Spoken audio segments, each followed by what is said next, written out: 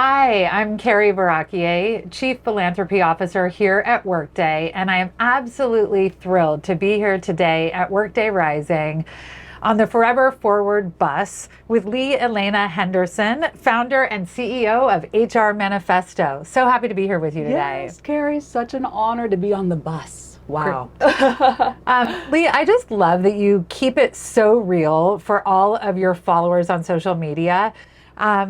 Just really talking about, the ins and outs of HR, the challenges currently facing the industry. I just really admire your work quite a bit. Thank you. I appreciate the fact that you attended yesterday's screening of Workday's new feature-length documentary film, Untapped, which is shining a light on the opportunity gap for job seekers that don't have a four-year university degree, and talking about all of the ways in which HR professionals can help to kick open the doors of opportunity for the untapped talent that surrounds us. So here, I'm excited to talk to you about some of the top challenges that you're seeing in the workplace today and how we can really create a better future and a more equitable future for all. Oh, gosh. So, let's do it. Yeah, let's do it. Let's do it. So Lee, just to dive in, is there anything so far at Workday Rising that surprised you? Yes, well, it is my first time at Workday Rising. Totally honored to be here. But one thing has really, really stuck out to me, and that is the community that is Workday Rising. I mean, totally taken aback. I've attended so many conferences, haven't we all? But instantly, the moment I walked into the conference space, even before actually, community. That's really what I felt. And so I think that's such a testament to Workday's core values, the culture. I mean, how you're able to create this community with customers and clients and partners and guests like me. How? Yeah. How did you all do that? I won't call it a cult, but we definitely call it the Workday family. I mean, the ecosystem around us, as you see, it's like boiling over with like this positive energy. And I think that we all feel it. And then all of our customers get to bring that back to their offices and share what they've learned here and really share that kind of, the future is bright, right? And we're here really to elevate humans and supercharge work, as we like to say. And I think that people are really going to bring that back to their desks, which is awesome. Yeah. So what are some of the biggest challenges that you see facing workers today as we shine a light on the 62% of adult Americans that don't have a four-year university degree? Obviously, they face barriers to employment and internal mobility when degree requirements are placed on job descriptions. So I would love to hear from you, like, how do you see this shift towards the skills first talent movement changing things for individuals? Yeah, well, gosh, I love that skills-based hiring is such a part of the conversation here at Workday Rising. Yet another thing that surprised me, to return to question one, but so refreshing, so incredible. But job seekers today, it's a perfect storm for them, right? Because we have applications way up, we have hiring lagging just a little bit, right? And so gone are the days, right, of the traditional hiring processes. In order to stay nimble as organizations, in order to really compete for that top talent, wherever it may be, and it's all over the place, right? Not just folks with degrees. We really, really, really need to elevate our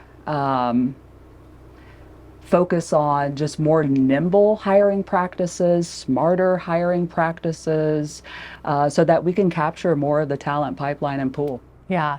What we like to say at Workday a lot is we really need to think about the ways that individuals today are gaining new skills, and a college education is one way to gain skills, absolutely. And then there are so many other ways for us to gain skills throughout our life.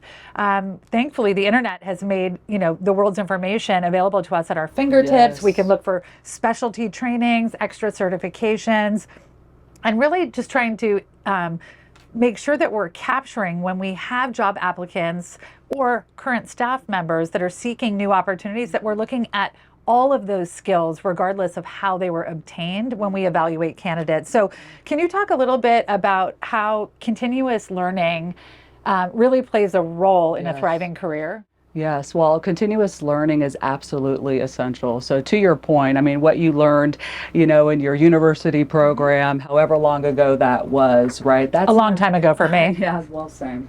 But that's not going to help you get that next job now, right? And so it's absolutely essential to have that growth mindset at all times, right? And that helps you as a job seeker stay relevant in your given field and specialty. And that goes for anyone and everyone, no matter where they are at in their careers, right? So certainly those early career folks, all the way to mature workers. I didn't mean to point at you like you're fine, mature, but mature workers like me. That's how we can really stay relevant with our skills and even enhance our mobility, and really seek out new opportunities, whether it's internal or otherwise. Yeah, I think you just brought up a really good point. One of the things that the Workday Foundation invests in is making sure that there are career pathways for older workers who are often thought of as individuals that are slow to adopt new technologies. And I like to use myself as an example. When Gen AI was released to all of us, I took to it like a fish to water. And I think that people oftentimes disregard the fact that people can pick up new skills throughout their entire lifetime, and that it's super important for all of us to continue to do that. Absolutely. But really, there's a huge responsibility on organizations and companies to create cultures of learning. Yeah. Right? And so you want to make sure it's safe for people to fail and discover and grow and learn. And so encouraging that is really going to infuse that growth mindset and that desire to learn in your employees. So Lee, given where you sit in the HR ecosystem, what skills do you think will be most important for the future of work? Yeah, well, I mean, I'll tell you, any and all skills that encourage people to adapt to ever evolving work landscapes, huge, right? With AI and its continual growth and expansion, definitely digital literacy. We all know that. But because of that, I actually see a future where there will be more emphasis on soft skills. And that really sings to my HR executive heart there, and soft skills like critical thinking, communication, empathy, a focus on collaboration. I think we're going to really put more of a spotlight on those skills because I really hope gone are the days that we just kind of focus on that technical expert and that's who we promote with AI. Well, perhaps some of those technical sort of work tasks are going to be handled for us to where now what we're looking for are motivational, inspirational, and collaborative leaders, right? Yeah. So I think we're going to see a greater focus on soft skills in the future. Yeah. At Workday, we call those soft skills essential skills. There you go. Because they really are essential, right? They're not soft. Yes. They're an important part of being successful in any job. Mm-hmm. Emotional intelligence, people. We need it. So you just mentioned in our opening about how it's a little bit of a tough job market. Mm-hmm. I would love to hear from you about how you think the job market is going to shift in the near-term future. And what companies can do to help workers navigate what might seem like a little bit of a lull.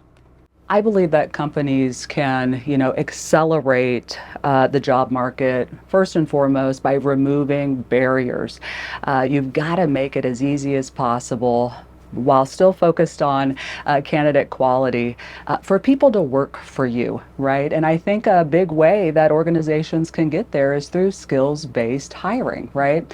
So focusing on skills-based interviews and protocols, processes, I think that is absolutely huge. And just some very practical tips for companies on what they can do today, right? You're hearing a lot about skills-based hiring and you want to jump in and you want to do it. First things first, review those job descriptions, right? I mean, just go ahead and scrub those job descriptions because I know I know hiring managers. As an HR leader, you probably haven't modified or edited those things in a while. But take a look at the qualifications and just ask yourself one simple question: why? Right? Why are these the qualifications? Do these need to be the qualifications? And so simplifying there. And then I truly believe hiring managers need to have a very strong sense and understanding of what the skills are that are required for each and every Absolutely. one of their positions. Because I have supported a lot of leaders, probably thousands of leaders. And, it's funny, I've had some very candid conversations with them where it's like, well, what is this person actually doing? What does this person actually need to be successful? And it's like deer in the headlights. It's like, you're the hiring manager. You're going to be directing them. Okay, let's ideate together and let's write these down. Like, how can someone be successful in this job? And let's make sure we have those skills listed out. But why that's so helpful for hiring managers to, really take the time to think through those is because, of course, they're going to hire, they're going to interview, they're going to have more robust interviews, and then they're going to be able to onboard more effectively, right? They're going to be real clear and concise with their new employees on how to be successful. So I know it sounds very basic, but believe it or not, we're not taking the time to do that. We're all so busy, So, but these are the things that are non-negotiables in an organization. We got to take the time as leaders to invest in, especially in our new employees. Yeah, I mean, as I like to say, the skills first talent movement is going to require some sweeping changes in HR processes. Absolutely. Thankfully, Workday has the products and services that can make that possible. But it really starts with us as individuals to spark this revolution. We, as hiring managers, are change agents. We can start small. Yes. We can review a job posting that we might have on our team and start small. Start with an N of 1 and begin the skills assessment, interviewing processes that can get us onto our skills journey. And once proven effective, that has a multiplier effect throughout the organization and can actually be codified and created into a standard operating procedure. But in the meantime, I think it's really important for people to understand that they have the power to begin this movement wherever they sit within an organization. Yeah, I mean, your company has the opportunity to create meaningful experiences for people, you know, and it's in your best interest to do it. Yeah. Lee, I have so enjoyed our conversation today. Thank you so much for being here with us at Rising and for being a part of this interview today. Thank you. Thank you. It's been an honor to be here.